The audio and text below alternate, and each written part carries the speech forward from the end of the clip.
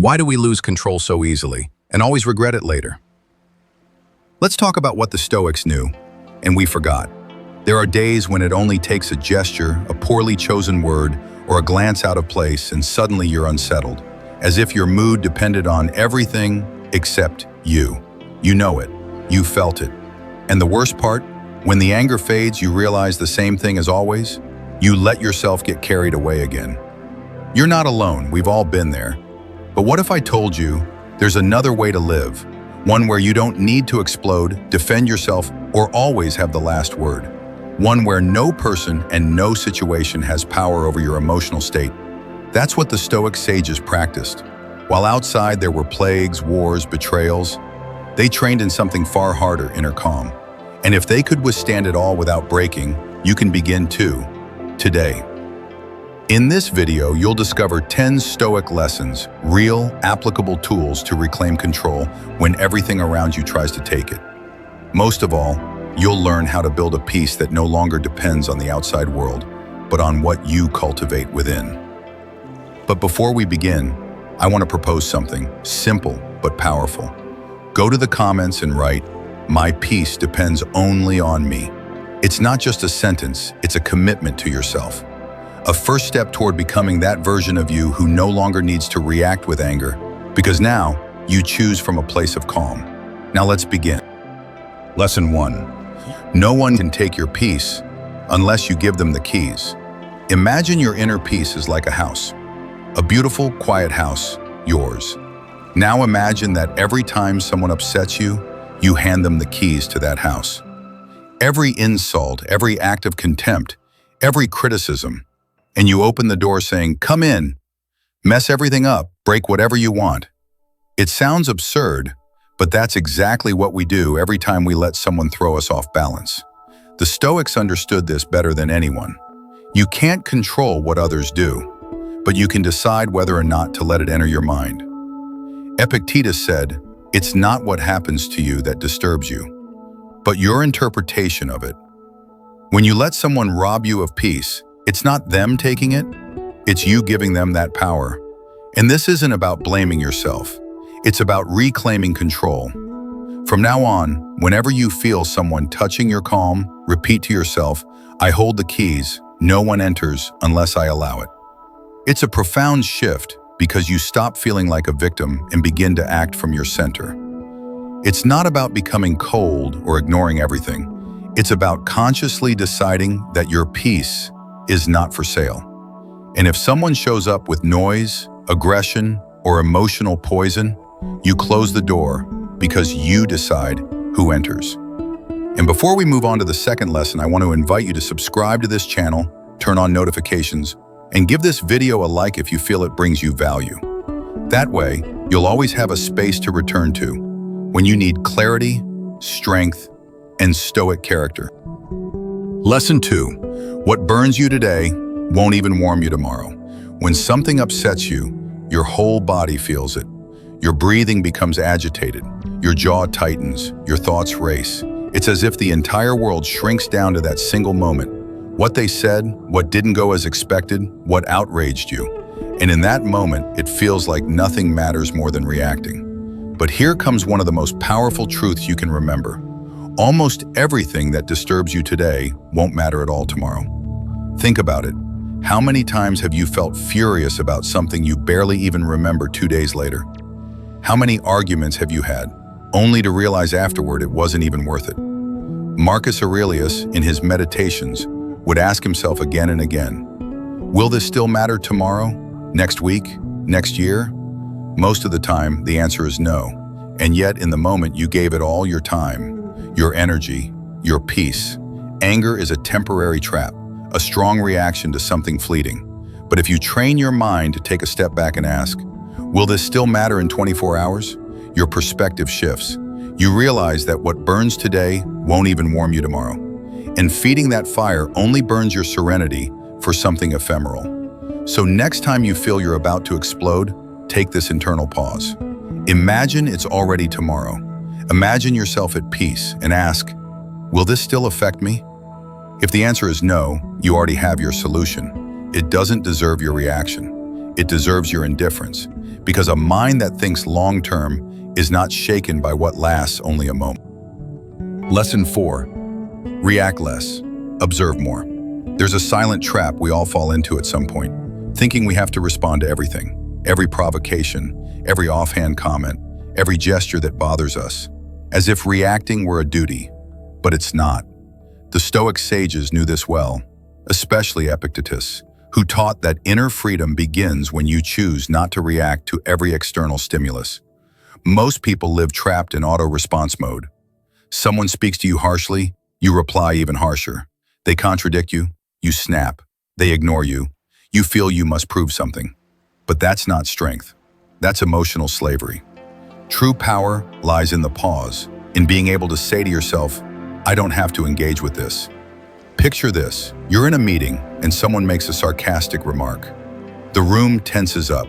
Everything in you wants to answer back, to return the jab, to mark your ground. But you choose differently. You stay silent. You look at them calmly, and you simply don't engage. That disorients them. That confuses them. But most of all, that protects your energy. To observe is not to ignore. To observe is to watch carefully before acting. To give yourself a few seconds to analyze whether this situation really deserves a response, or if it's better to let it dissolve on its own. Many people don't want a conversation. They want a reaction. And if you respond with the same energy, you're already in the game. But if you simply observe, the control returns to you. You can train this. Start with the little things. A driver insults you. A family member throws a passive-aggressive comment. Someone online says something that pokes your ego. In those moments, the practice is this. Don't respond yet. Breathe. Observe. Ask yourself, is it worth it? You'll find that most of the time what felt urgent loses power in silence. Because reacting less doesn't make you weak, it makes you free. And every time you choose to observe instead of explode, you're building an inner calm that no attack can shake. Lesson 3. Learn to lose without losing yourself. No one likes to lose. Not an argument, not an opportunity, not a relationship. But what hurts most isn't the loss itself. It's the idea that the loss defines us.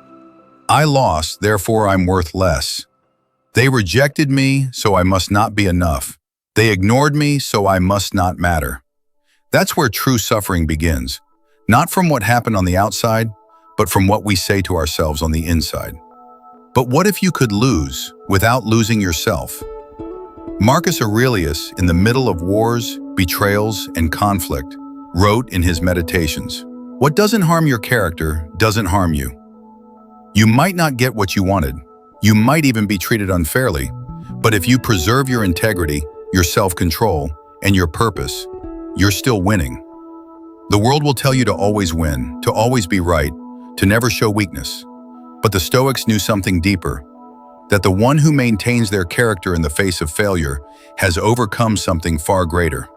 So the next time you lose, an argument, an opportunity, a bond, don't lower yourself. Don't scream. Don't accuse. Don't seek revenge. Breathe. Remember who you are and act with dignity, because that is the real victory, to lose without losing yourself. Lesson 5. Let no one have power over your peace. There's an idea that, if you truly understand it, can completely change your life. Your peace must depend on no one, only on you. But we've been taught the opposite. Since childhood, we learned to condition our emotional state on other people. They made me feel bad. They ruined my day. They demotivated me, as if we were leaves in the wind, as if our well-being could be taken away with a single sentence, a tone, or someone's absence. But what if that was no longer true? What if you decided that your peace is not in other people's hands? It's not in how they look at you. It's not in how quickly they reply. It's not in whether they validate or understand you. Let me say it again. It's not about being cold or indifferent. It's about not depending. Because when your peace depends on how people speak to you, or whether they recognize you or not, your balance is always at risk. Today you feel fine because someone treated you kindly. But tomorrow it all falls apart because someone didn't reply the way you hoped. That's not peace. That's emotional vulnerability. The Stoics understood that true peace can only grow from the inside out, from an inner commitment to yourself, from knowing who you are, what you value, and how you want to live, beyond the noise of the world. Epictetus put it clearly: as soon as you search outside yourself for what can only be found within, you will get lost. And getting lost hurts. It hurts when you let someone else decide whether you feel calm or unsettled. It hurts when you live dependent on others' reactions, which you can't control. But when you take ownership of your inner state, you stop blaming and you begin building. You build a peace that doesn't crumble under criticism, a peace that doesn't crack when you're misunderstood, a peace that remains even when chaos surrounds you. This isn't easy, but it's one of the most powerful acts of emotional maturity you can practice. And it begins with this sentence. Repeat it whenever you need to. My peace depends on no one, only on me. Lesson 6. Pride is not worth your peace. Has it ever happened to you that someone contradicts you and your blood starts to boil? Or that someone interrupts you and you feel an urgent need to make them respect you? That's pride speaking. And although it seems like it protects you, many times it actually harms you. Wounded pride is one of the most common sources of human conflict, and also one of the hardest to recognize. We tell ourselves we're defending our dignity, but deep down we're often just defending our ego. That part of us that needs to be right, that can't stand being corrected, that gets offended easily. Marcus Aurelius asked himself a powerful question. What good is it to be right if I lose my calm? Think about that. How many moments, how many conversations, even how many relationships have you ruined just because you didn't know how to let go? Just because you insisted on proving something? The Stoics saw no virtue in winning arguments. They saw virtue in keeping composure, in acting from reason, not from impulse. Because when you act from pride, you're not choosing, your wound is. And there's no peace when your reaction is born from pain instead of wisdom. A Stoic person does not let themselves be humiliated, but they also don't need to crush the other. They know their power lies in self-control. They understand that there are silent victories worth more than any shouted one. Next time you're in a tense situation and you feel pride starting to take the wheel, pause. Ask yourself, what do I really want here? To prove something or to preserve my peace? And choose with awareness, because some battles are won, not when you shout louder, but when you choose not to enter them at all. Lesson 7. Breathe as if your calm depends on it. It doesn't seem like much, just breathing, but when you learn to use your breath as a shield against chaos, everything changes. Most people react without thinking. They feel an impulse, and they act. There's no space between emotion and response. It's as if they were puppets of their internal states. But you don't have to live like that. The next time you feel that tension in your chest, that heat rising up your neck when something upsets you, don't say anything yet. Don't respond. Just do this. Breathe, slowly, with intention. 1, 2, 3 times. Seneca said, most of our anguish comes from not knowing how to pause. And pausing can begin with something as simple as a conscious sigh. Deep breathing activates your parasympathetic nervous system. It's pure physiology. And that basic gesture gives you back control. Because while you breathe, you're not reacting, you're choosing. You can practice it with small things. Someone cuts in line, a notification brings bad news. Your partner makes that comment that hits a nerve. Instead of reacting, breathe. It's like placing a cushion between the world and your inner self. And the best part, no one notices. You don't have to prove anything. You don't have to perform. Just breathe, as if your calm depends on it, because it does. Lesson 8. It's not about you, it's about their inner world. One of the most liberating lessons you can learn in life is this. Most of the time, what others do has nothing to do with you. Their bad mood, their indifference, their criticism, their aggression. You might be the target, but rarely are you the cause. Each person acts from their own inner world, from their wounds, their frustrations, their insecurities. And many times you just happen to be there when they exploded. Epictetus said, when someone insults you, it's not you they're seeing, it's what they believe you are. And that difference changes everything. Imagine you're walking down the street and a stranger yells something offensive. Your first reaction might be anger. But if in that moment you remember, this isn't mine, it's theirs, the energy changes. You no longer take it as a personal attack. You see it as a projection, like a dirty mirror that reflects not who you are, but what that person carries inside. This also applies to close relationships. A partner who explodes without reason, a friend who ignores you, a boss who treats you coldly. Often it's not about you, but about what they're going through and don't know how to handle. And when you understand this, it's not that you stop feeling, it's that you stop absorbing. You stop carrying other people's guilt. You stop constantly defending yourself. And you begin to live with an emotional clarity that no longer needs constant explanation. So next time someone behaves toward you in a way that doesn't make sense, remember, this isn't about me, it's about their inner world. And let it go. Don't wear it. Don't carry what doesn't belong to your peace does not deserve to be anyone's emotional trash bin. Lesson 9. Make silence your strongest response. We live in a time where everyone has something to say, an opinion to throw out, a criticism to launch, a response to impose. And in the middle of so much noise, silence has become an act of power. But not just any silence, not the kind that represses, not the kind that builds up inside. I'm talking about the kind of silence that chooses not to enter conflict because it no longer needs to. The kind that is born from inner serenity, that doesn't seek applause or revenge. Zeno said, "Sometimes the greatest contempt is not answering at all." And he was right, because silence, when used intentionally, disarms. It breaks the cycle of reaction and lifts you above the emotional game others are trying to pull you into. Picture this. Someone throws a direct provocation at you. You could respond. You could prove that you know how to defend yourself. But instead, you choose silence. Not as someone who runs away, but as someone who chooses not to step into the mud. That confuses them. But more importantly, it protects you. Because while others argue, you observe. While others burn out, you conserve energy.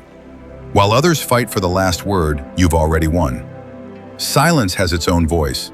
A voice that says, "I won't go there. I don't need to prove anything. I have no reason to exhaust myself."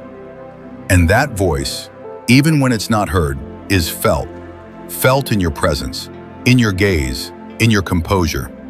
It's not about staying quiet out of fear. It's about staying quiet out of wisdom. Because there are responses that don't deserve to be spoken. And there are battles that are won with a single unspoken sentence. Make silence your strongest response. Not always, but when your soul tells you it's not worth it, listen. Lesson 10. Every irritation is a test you can pass. There's something that can completely transform your day, and it's not avoiding problems.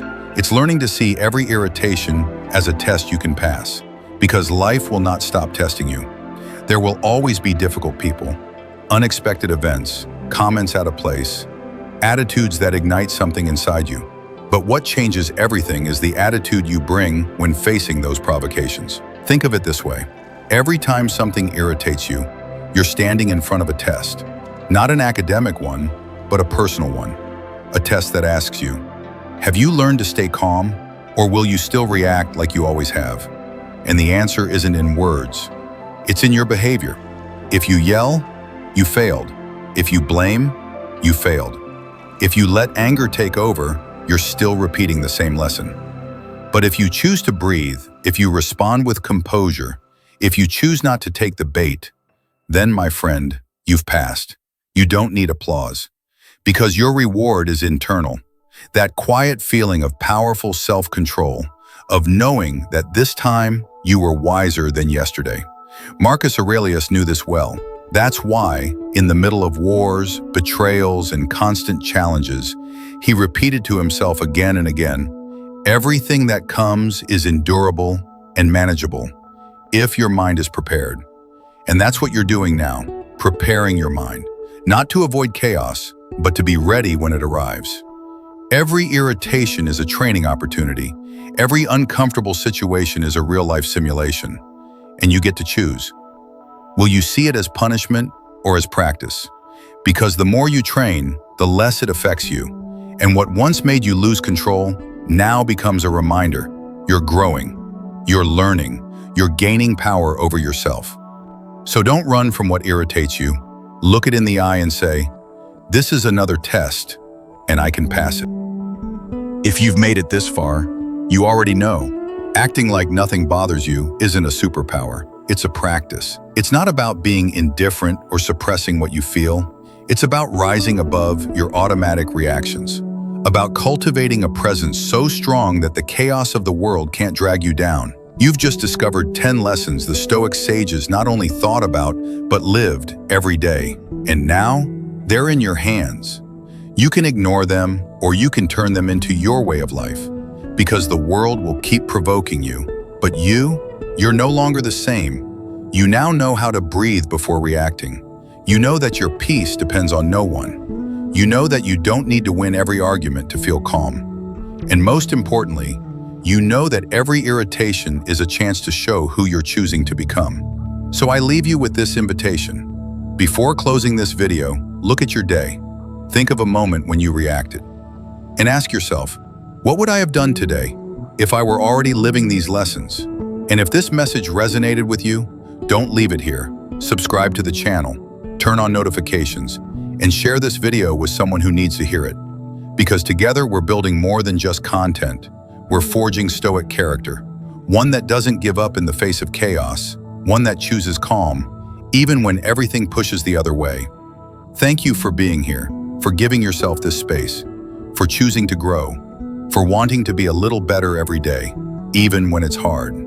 And remember, you can't control the world, but you can control your mind, and that changes everything. That is your true freedom, your true power. And if this video brought you value, don't miss the next one, because what's coming might just be the missing piece you've been needing. Until then, keep cultivating your Stoic character.